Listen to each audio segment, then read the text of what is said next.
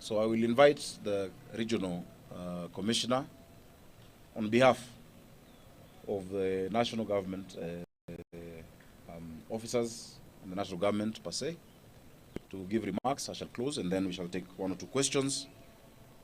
Thereafter tutaambatana pali ili muone ile mambo ambayo inaendelea ambayo tumeyakashifu na tunashughulikia pamoja. So karibu sana Bwana RC. Thank you very much, our Governor Gov.Sakaja, and the teams of security and city government who are with us. I also thank the further state for availing yourselves. Now I want to speak briefly so that the Governor can summarize a few other things. First of all, I want to talk about our general security in the city county of Nairobi.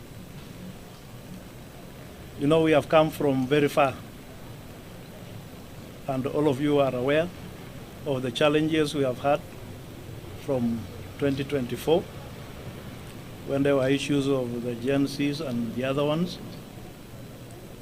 But we have covered a lot of ground as security agencies and as a country within this city county of Nairobi.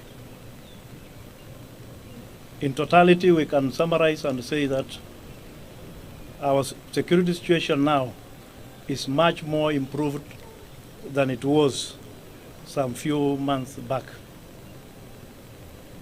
We've just come out of hosting the CHAN tournament here in Nairobi, which was co-hosted by 2 other East African nations. And it is not lost to us that it was one of the most organized and one of the most peaceful tournaments which we have ever hosted in this country.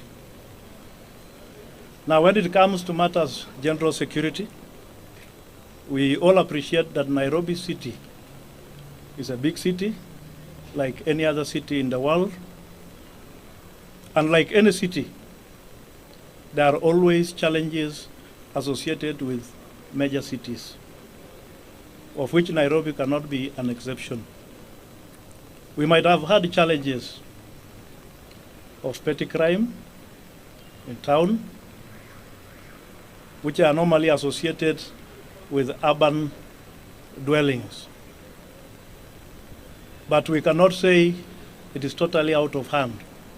I want to assure our people that as security agencies, we are on top of things.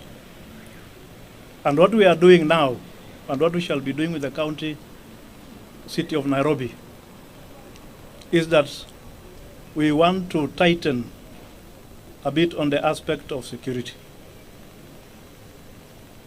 We want the county government of Nairobi to assist us in aspects like street lighting, organization of hawkers, organization of the border sector, and others, so that we have an orderly city. If we have an orderly city, it means even matter security will be easier, much more easier to execute, so that we all live in a city that is peaceful, that attracts business, and that is truly an international hub for this continent of ours. So we want to work with the county government, especially on issues of lighting. We want them to install more lighting, and those that are in place should be free of vandalism. That's why we want to urge our people. Let us not entertain people who are siphoning power, people who are vandalizing streetlights, and any other government infrastructure for that matter, including the road sleepers, the road rails, and other general infrastructure. We must all be responsible persons. Now, if I speak particularly on matters of security, we all need to work as one team. Security is not a preserve of the national government. Neither is it for the county government. Security is for us all.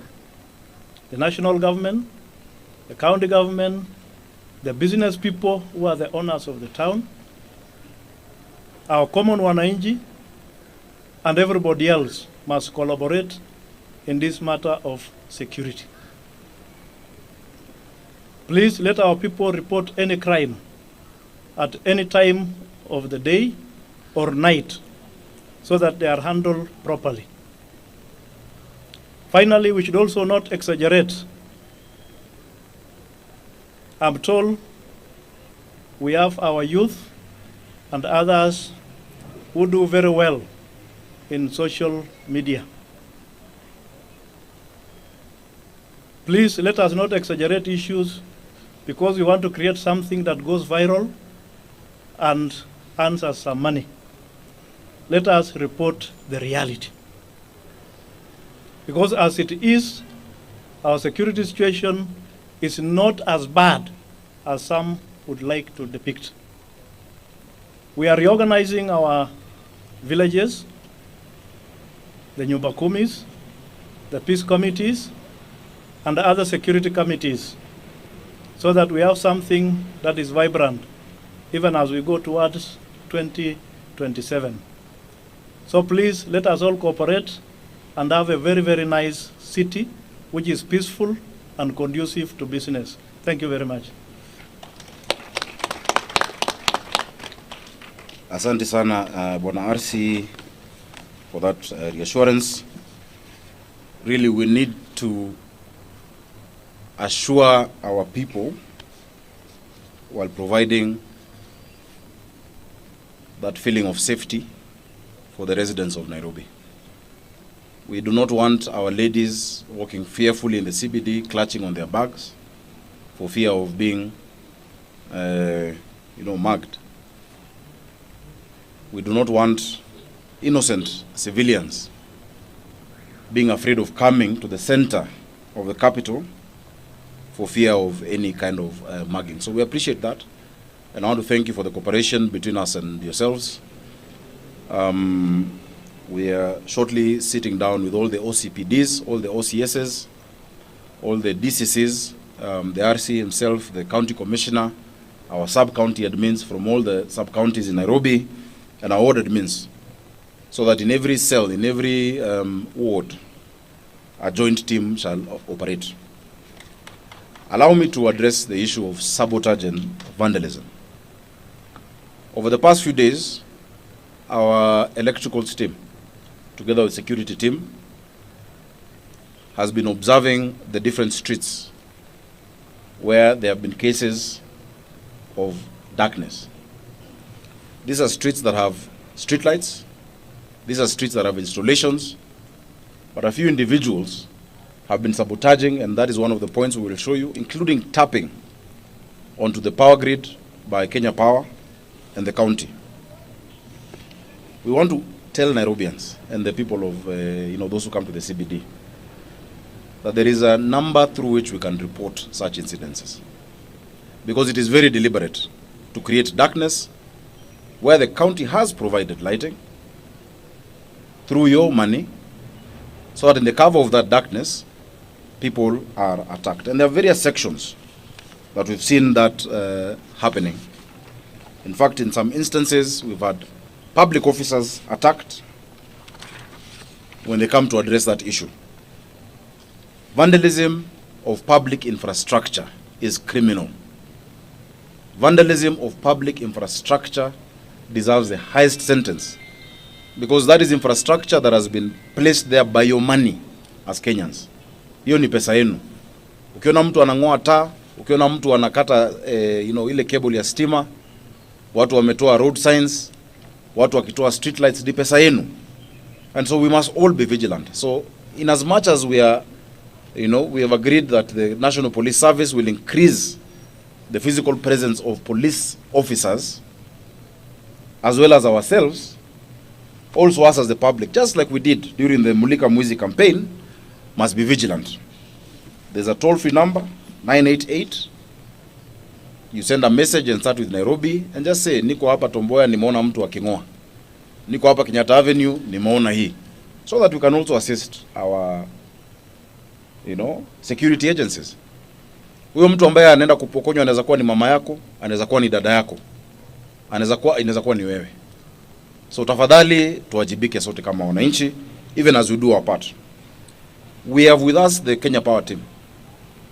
And you can see we have equipment to just address some of those hotspots that we've been doing. But we want to tell these people who've been doing this, for whatever reason, commercial or otherwise, that you will not have a long time to do that. We will make sure that you face the full force of the law, because we, together with the citizens, shall exercise that kind of vigilance. The critical installations along Tomboya Monument that power the whole of Kencom, Ambassador, around the National Archives, and we are going to go there with you just now, so that you can see the extent of that infiltration. This morning, a vehicle whose number plate has been identified and reported to the police was spotted by our officers, again taking part in that kind of vandalism, removing lights and working on the connector points. We hope that that prosecution shall be handled expeditiously by the agencies that are concerned. We have, over the past months and years, invested heavily in tens of thousands of lighting infrastructure, cabling, road rails. Unless we all work together, because we see somebody posting a video of, another citizen uprooting a barrier on the road. How have we helped ourselves? I think citizens must also now institute arrests of people infiltrating it is your money. It is your taxpayers' money. The other thing that I must point out is that the county government has written through our Public Service Board and our county attorney to different agencies pursuant to Section 41 of the National Police Service Act to institute the County Policing Authority. That is provided for in the law. The guidelines were issued in 2021 so that we can also have a proper institutional framework through which ourselves as a county government, the National Police Service, the NIS, the DCI, the Ngao officers, and members of the public, because it provides for 6 members of the public from different sectors, women, youth, persons with disability, can be able to coalesce around issues of community policing and public safety within the city. So kwa mengi yale ambayo tumesema ni kwamba tunafanya kazi pamoja na Kenya Power na Police Service Commission, Police Service pamoja na wale officers wa Ngao, tukiwa na commissioner wetu wa Nairobi region Bwana Kitio, county commissioner wa Nyonyi, na timu zote kuhakikisha kwamba mko na usalama katika jiji letu. Mnakumbuka wakati ambapo tuliingia 2022, kulikuwa na visa vingi sana vya uhalifu, na tukakaa na aliyekuwa Inspector General wa Polisi Bwana Kome pamoja na maafisa wake DIGs ambao walikuwa wakati huo, na mambo yakatulia. Hatutakubali turudi tena pale ambapo tulikuwa. Jambo lingine vile RC amesema ni kwamba wale ambao ni wachuuzi katika mji wetu wa Nairobi, wale ambao wanafanya kazi ya bodaboda, kwa sababu wafanyikazi wengi wa bodaboda, the majority of them ni watu wazuri sana na wanafanya kazi vizuri na wanajua mahali ambapo wanafaa kuwa. Tunawasihi wasikubali watu wengine waingie miongoni mwao kuharibia jina yao. They need to root them out. We have agreed on circles where they operate, the pickup points, the designated areas, operate within those. If you're not in those areas, you will be arrested and no one is going to come to your respite, because we must have order in the city. So naomba kwa sasa nisiseme mengi zaidi ya hapo, kwa sababu ni jambo ambalo tunashirikiana na ni jambo ambalo linaendelea. and that we'll continue working on it together. Truly, Nairobians must feel safe, and you will feel safe. We had a very good experience just a few days ago, where thousands of Nairobians were at, the archives in Uhuru Park enjoying football, and it was very safe. Lakini wale ambao wanajiingiza sasa kwa sababu zote zile kuonesha ya kwamba kuna uhalifu ambao umepita mizizi watashindwa. We commiserate with those who have been victims. I know after we had a very big festival here at Uhuru Park that was very successful, a gospel festival. We got some incidences from that within the CBD where lights were deliberately switched off at around I think 9 p.m. thereabout. Hao ni watu ambao watashikwa. Ya mwisho tutakuwa na mkutano na wale wamiliki wa vyumba, baadhi ya vyumba katika jiji letu, kwa sababu kila mtu akiwa na kamera yake outside your shop, outside your office, and a light, because we have regulations and city bylaws that you must have your own spotlight as well, in addition to the public infrastructure that we have the responsibility to ensure is there. Then that feeds into the security of the city, and that's what happens world over. It is not a novel idea only for Nairobi. That's what happens across the world, to ensure that we cooperate so that this city can continue being a bustling and vibrant, nerve center of commerce, of culture, of tourism, and of the social life of the people of Nairobi. So allow me to leave it at that.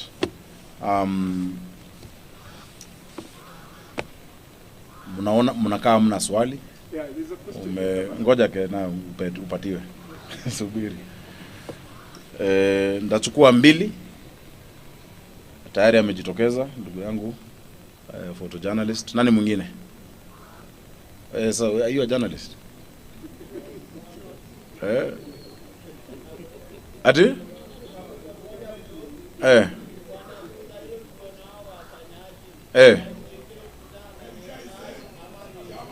Ni message 988 SMS. Namuangalia hiyo mambo kabisa. Asante. So thank you for that, because that is public participation. Mama pia mko na swali yenye inahusisha hii mambo mengine tazungumza nanyi. Ni bure, si ni bure? Ni bure, hiyo SMS ni bure. Hiyo SMS ni 988. Sio star, kuna master. 988. Text. Andika Nairobi, niko Uhuru Park, nimeona hii. And our public, our officers in the police service and DCI will swing into action, and we're supporting that. Tuanze nawe ndugu. Okay, it was the gentleman behind you, but it's okay. Yes.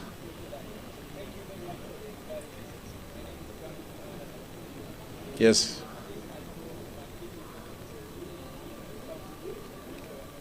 Yes.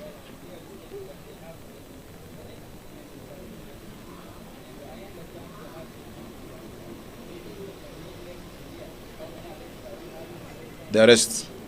Okay. Thank you. That question is best placed for the regional police commander, who is joining us at the next stop.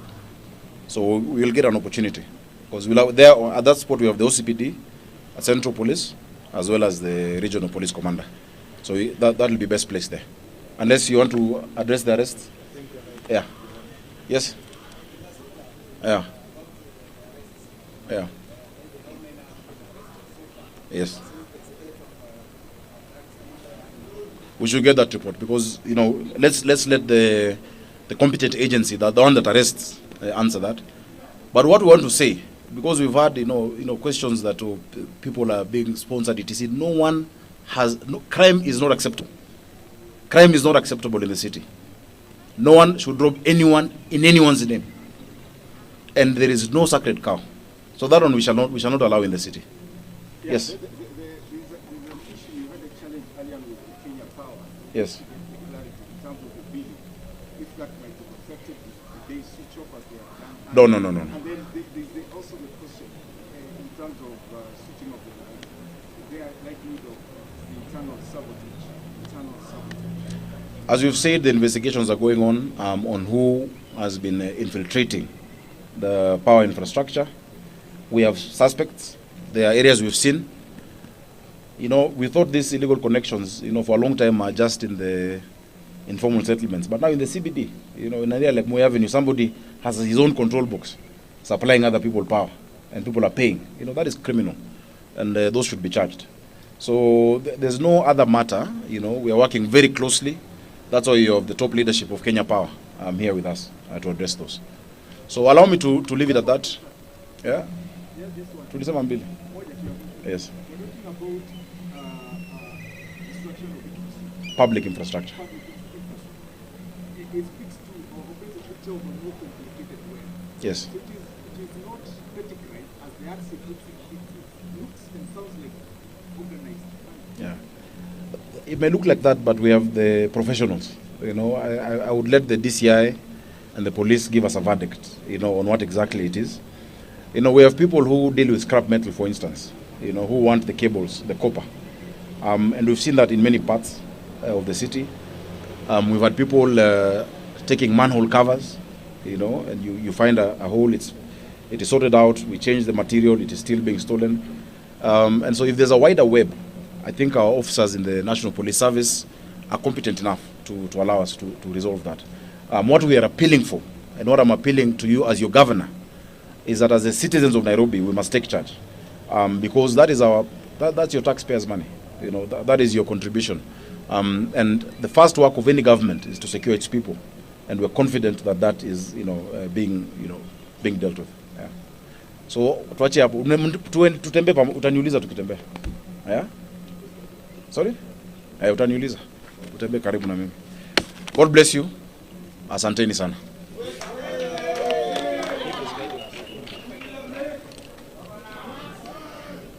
So let them remove their tripods so that we can. Tuwasubiri mtu hizi.